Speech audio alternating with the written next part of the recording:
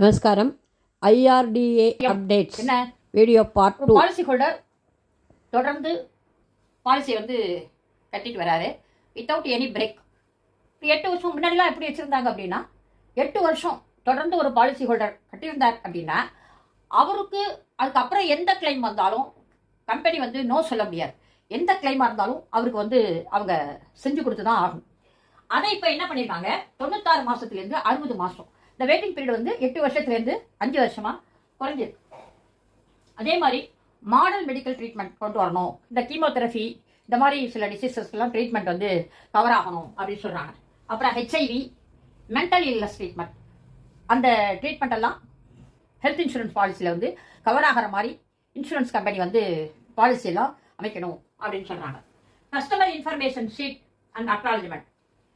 ஒவ்வொரு பாலிசி போடும்போதும் கஸ்டமருக்கு அந்த பாலிசியில் வந்து என்னென்ன கவர் ஆகும், என்னென்ன மெடிக்கல் ஹாஸ்பிட்டல் எங்கெங்கே இருக்குது அப்படிங்கிற எல்லா டீட்டெயில்ஸும் அதில் வந்து கொடுக்கணும்.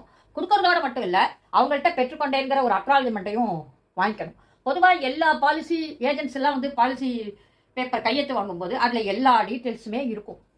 நம்ம ஏஜென்சி சொன்ன உடனே அந்த பாலிசியெல்லாம் நம்ம படிக்கலாம், சின்ன சின்னதாக இருக்கிறதுனால நம்ம படிக்கிறதுக்கு சோம்பல் பட்டு கையெழுத்து போடுறோம்.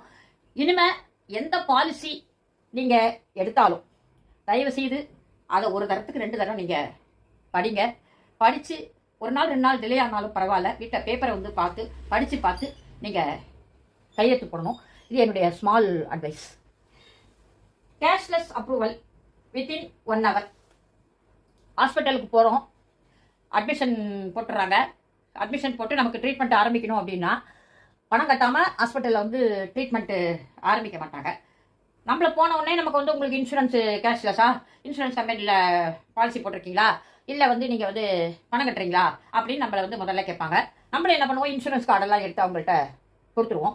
அவங்க என்ன பண்ணுவாங்க, அந்த ப்ராசஸ் அதெல்லாத்தையும் அந்த டீட்டெயில்ஸ் எல்லாம் ஃபீட்பேக் பண்ணி அந்த பாலிசி நம்பர் எல்லாத்தையும் போட்டு அந்த இன்சூரன்ஸ் கம்பெனிக்கு அனுப்புவாங்க. இந்த ப்ராசஸ் வித்தின் 1 hour நடக்கணும் அப்படின்னு ஒரு புது ரூல் கொண்டு வந்திருக்கான். டிஸ்சார்ஜ் ஆதென்டிகேஷன் இன் 3 hours. டிஸ்சார்ஜ் ஆதென்டிகேஷன் அப்படின்னா, நமக்கு ஹாஸ்பிட்டலில் மெடிக்கல் ட்ரீட்மெண்ட் முடிஞ்ச உடனே டாக்டர் வந்து நீங்கள் வீட்டுக்கு போகலாம் அப்படின்னு சொல்லிடுவார். அதுக்கப்புறம்